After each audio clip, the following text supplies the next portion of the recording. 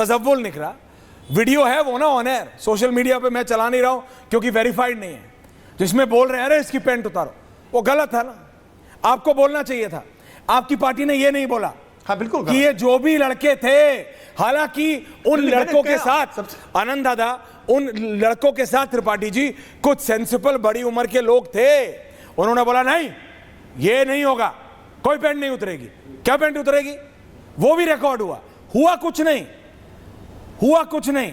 आखिरकार गोपाल क्या निकला वो आपको पता है, तजम्मुल निकला, शुद्ध वैष्णो ढाबा आदिल चला रहा। केवल एक बात जोड़ रहा हूं, ये गलत है, उस पे ये नहीं बोलेगी Samajwadi Party. That is my problem Tripathi ji. लेकिन आपको बोलना चाहिए कि पेंट उतारना, अगर बोला भी वो गलत है। केवल इतना ही नहीं है, केवल इतना ही नहीं है। नहीं, मैंने बिल्कुल नहीं, पहली लाइन में ही मैंने कहा कि कोई व्यक्ति कानून हाथ में ले इस बात की इजाजत नहीं दे सकती। जो भी कानून हाथ में लेने का काम करेगा, कानून का डंडा कठोरता से उसके साथ काम करेगा। लेकिन तो ये सवाल नहीं होगा क्या कि हरेंद्र मलिक समाजवादी पार्टी के सांसद पहले कहते हैं कि कांवड़िए हिंसक होते हैं और हिंसा फैलाने का काम करते हैं, और अगले दिन एसटी हसन आते हैं और वो बयान देते हैं कि पहलगाम के जैसे आतंकी है वैसे ही आतंकी ये भी है, और उसके बाद रविदास मेहरोत्रा तीसरे दिन ये बयान देते हैं कि भारतीय जनता पार्टी और हिंदू संगठन के लोग आतंकवादी है, कांवड़िया आतंकवादी है।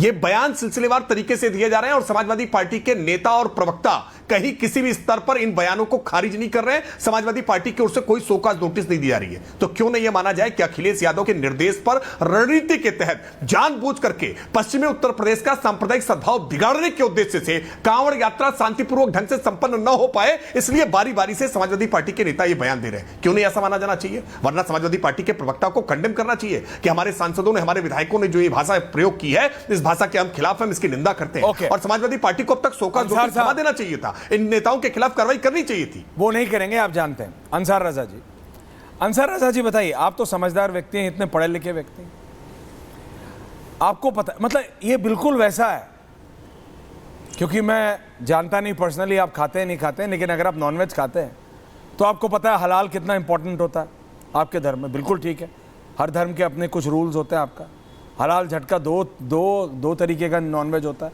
मैं खाता नहीं लेकिन मुझे पता है। अब बताइए, हो सकता है कि कोई हिंदू भी या किसी और धर्म का व्यक्ति भी बहुत अच्छा नॉनवेज बनाता हो, बिल्कुल बनाता हो, बना सकता है ना, दुनिया में बनाते ही है, लोग खाते ही हैं। ऐसा तो है नहीं कि अनंत विजय जी या कोई और, मेरे को नहीं पता खाते हैं नहीं खाते, लेकिन खाते नहीं खाते हैं, कितनों को मैं जानता हूं खाते हैं, और इन they relish when they eat, I don't. लेकिन अगर अनंत विजय जी अंसार रजा बन के मटन बेच रहे हैं, आपको ठीक है, अनंत विजय बन के मटन बेचेंगे ना। अंसार रजा बन के शुद्ध शाकाहारी खाना बनाए, किसने मना किया है? जिसको खाना है अंसार रजा का शुद्ध शाकाहारी खाना, वो जाके खाए। लेकिन अंसार रजा अनंत विजय बन के थोड़ी बेड़मी की कचौड़ी और आलू की सब्जी बेचने लगेंगे। My problem is with this, मेरी सिर्फ इतनी प्रॉब्लम है। अंसार रजा जी और सरवर साहब। ऐश्वर्या जी, ऐश्वर्या जी, आज मुझे कुछ समझ नहीं आ रहा है कि आज आपने क्या खाया है। आज खाया ही जिस नहीं है, एतबार से आज शुरू अपने ओपनिंग मार्क से लेकर के अब तक जो आपने लफ्ज इस्तेमाल किए हैं, आज बड़ा अच्छा लग रहा है। मुझे लग रहा है कि कुछ ना कुछ असर हो रहा है।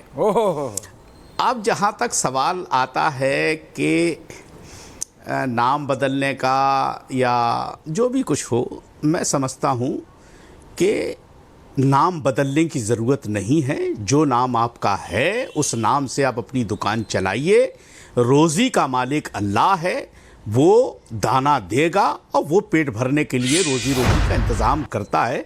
किसी के साथ ये नाम बदल करके ये नाम बदलना, ये करना, ढाबे का नाम क्या रखना, जो है वो करना चाहिए। दूसरी चीज़, एक बात मैं और क्लियर कर दूं कि जो हमारे कावड़ भाइयों को जिन लोगों ने आतंकवादी कहा, ये जुमला एकदम गलत है। किसी भी आदमी को, आप सब आदमी को एक तराजू में नहीं तोल सकते। आपको उनको आतंकवादी नहीं कहना चाहिए।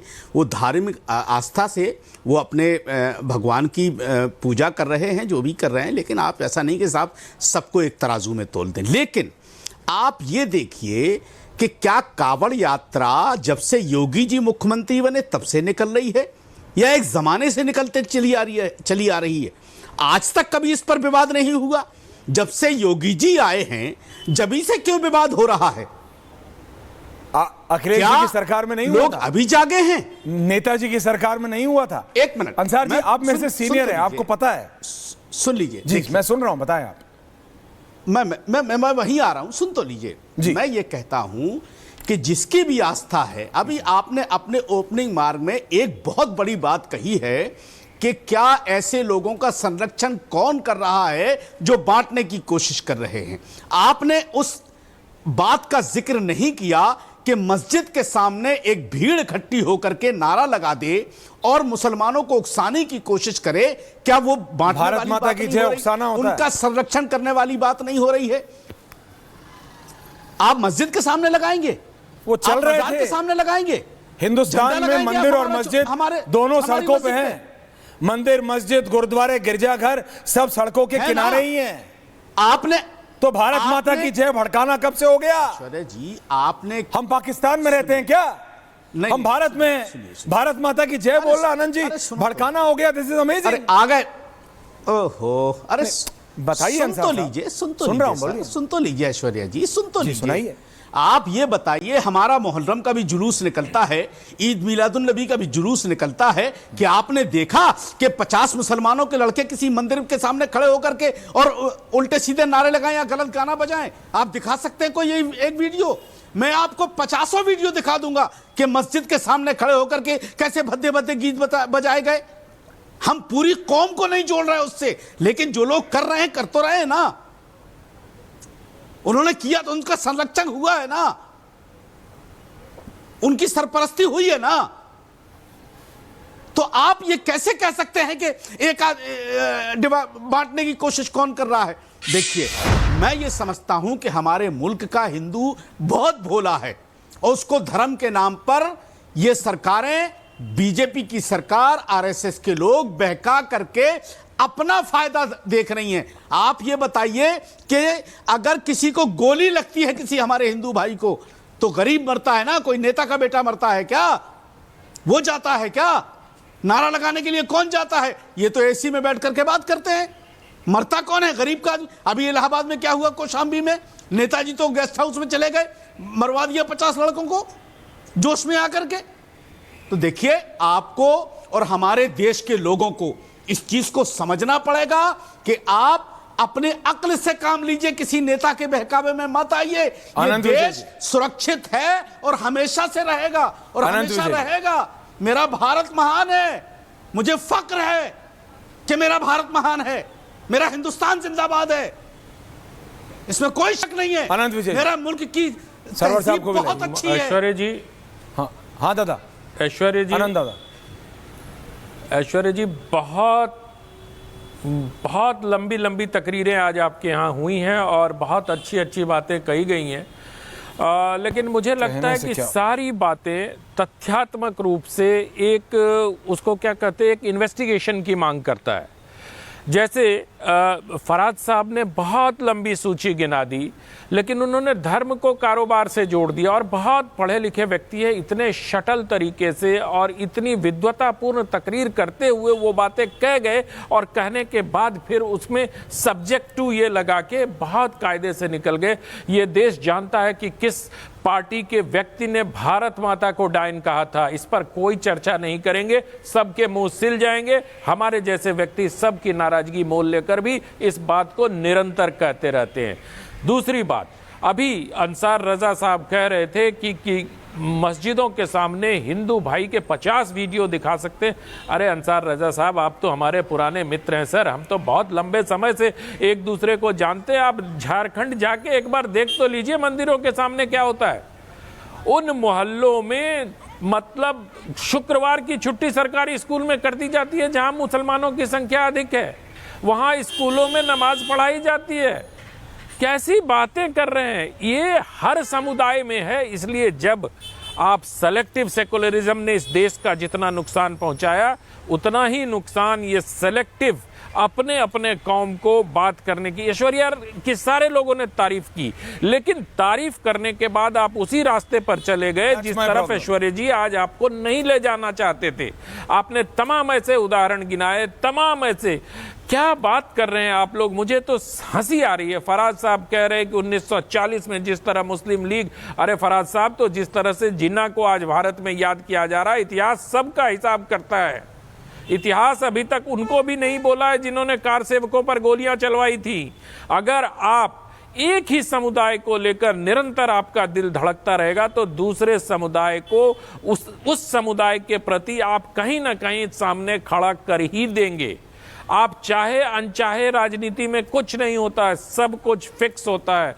कोई भी चीज ऐसा नहीं होता है कि गलती से हो गया। सब सोची समझी सुविचारित योजनाबद्ध तरीके से जो 3 बयान अभी ऐश्वर्या जी गिना रहे थे, वो तीनों बयान काबिल नेताओं ने समाजवादी पार्टी के दिए हैं। आप लोग किस मुंह से विजय शाह का नाम ले रहे? हमने तो पहले बहुत जोर शोर से कहा था कि उनको मंत्री पद से हटा दिया जाना चाहिए, लेकिन ना आपके मुंह से कुछ निकला, ना अंसार रजा साहब के मुंह से कुछ निकला कि बस जुमला एक अच्छा नहीं। अरे कहो ना कि समाजवादी पार्टी से इनको बर्खास्त कर दिया जाना वो नहीं कहेंगे। अखिलेश यादव को सामने आकर एक ऐसी वो नहीं कहेंगे। उस समय इनके मुंह सिल जाते हैं। अगर आज कोई इनको वो कुरैशी के खिलाफ दिया गया विजय का बयान याद है, लेकिन राम गोपाल यादव जी का बयान जब आप उनको याद दिलाएंगे तो वो दाएं बाएं बंगले झांकने लगेंगे और बात घुमाने का प्रयास करने लगेंगे। सरवर साहब, आप सचमुच भारत के मुसलमान को अनंदादा वापस आ रहा हूं से आज सहमत हैं तो अंसार रजा साहब और फराज अहमद साहब दोनों आज आप इस शो पर प्रण करिए कि हिंदुओं और मुसलमानों को उनके दोष के लिए और उनकी अच्छाई के लिए समान रूप से या तो उनकी प्रशंसा करेंगे या उनकी निंदा करेंगे। तभी मैं मानूंगा कि आप ऐश्वर्या जी के शुरुआती भाषण से सहमत हैं। राकेश जी वापस आ रहा हूं। सरवर साहब, भारत के मुसलमान को अच्छा लगता है क्या? मैं नहीं मानता, मैं पर्सनली नहीं मानता। भाई विकास सबको चाहिए, लेकिन ये एक रियलिटी है। चाहे बीजेपी कहती है कि हमने सबके लिए, और बीजेपी ने चाहे ओपनली ना कहो क्योंकि उनकी भी अपनी पॉलिटिक्स है, लेकिन कई ऐसी स्कीम्स हैं जो कि इनडायरेक्टली खास मुस्लिम्स के लिए बनाई है। आपको पता है इस बात का। लेकिन उसके बाद बीजेपी के जो स्ट्रैटेजिस्ट हैं वो खुले में कहते हैं कि देखो भैया, मुसलमान बीजेपी को वोट नहीं करेगा। ओके, दैट इज ओके, वो राजनीति हो गई, वो राजनीति हो गई। लेकिन ये जो हिंदू और मुसलमान के बीच ये जो दरार है, इसको खाई बनाने का काम कर रहे हैं। इसको पाटेगा कैसे? अगर ये चलता रहेगा, अभी अंसार रजा जी कह रहे हैं मस्जिद के सामने जाके नारे लगाए। अगर वो मैं वीडियो चलाऊं अंसार रजा जी, तो आप देखेंगे भीड़ आ रही है और जा रही है। भारत में, हमारे हिंदुस्तान में, इन इंडिया, मस्जिद, गुरुद्वारा, मंदिर, गिरजाघर सब तो सड़क पे ही है ना। वो ग्रुप आ रहा है और जा रहा है, दैट्स इट, रुका नहीं है। आप समझिए सरवर साहब।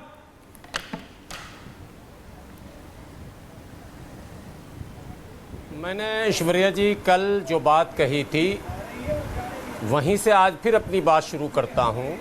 अभी देखिए, एक खबर बहुत चल रही है वाराणसी में 6 गौरक्षकों को, वाराणसी चूँकि वो महादेव की नगरी है, और ये जो डिबेट है, ये डिबेट भी कहीं ना कहीं आप उस त्यौहार से जुड़े हुए हैं जो महादेव के भक्त होते हैं। वाराणसी में 6-7 गौरक्षक पकड़े गए हैं, किसी मुसलमान ने नहीं पकड़ा उसको, बनारस की पुलिस ने उसे गिरफ्तार किया, और वो सारे हिंदू हैं, मुसलमान नहीं हैं।